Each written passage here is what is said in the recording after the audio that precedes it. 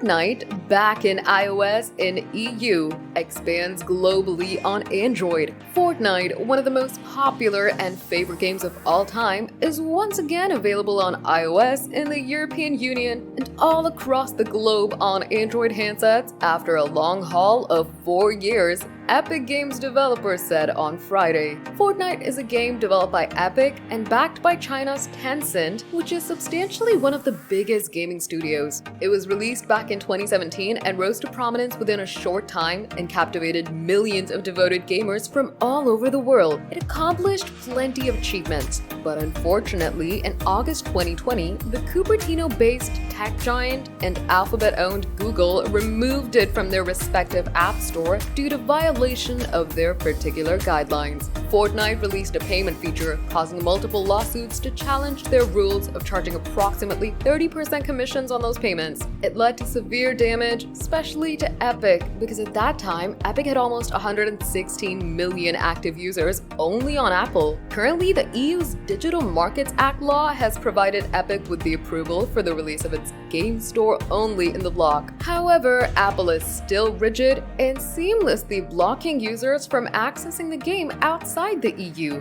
leading to users' disappointment outside Europe. Epic Games CEO Tim Sweeney stated, "We are grateful to the European Commission for not only passing the DMA and enabling store competition, but also going in and robustly holding Apple and Google's feet to the fire to ensure that they can't just obstruct competition. They were going to great efforts to slow us down and tried to stop us several times, and the European Commission always stepped up and ensured that competitors were able to enter the market." Epic Games currently has almost 75 million monthly users, and it aims to reach 100 million users by the last quarter of 2024. Moreover, it's seamlessly working with other developers to release the latest intriguing games through the store and continues to entertain users. Additionally, users would be able to access these games through different mobile stores too, including Alt Store. However, it consists of an extended downloading procedure on the iPhone with a spare screen. According to the Cupertino-based tech giant, the company has diligently worked to simplify the process of enabling the latest capability for developers all over Europe while ensuring privacy. Sweeney added,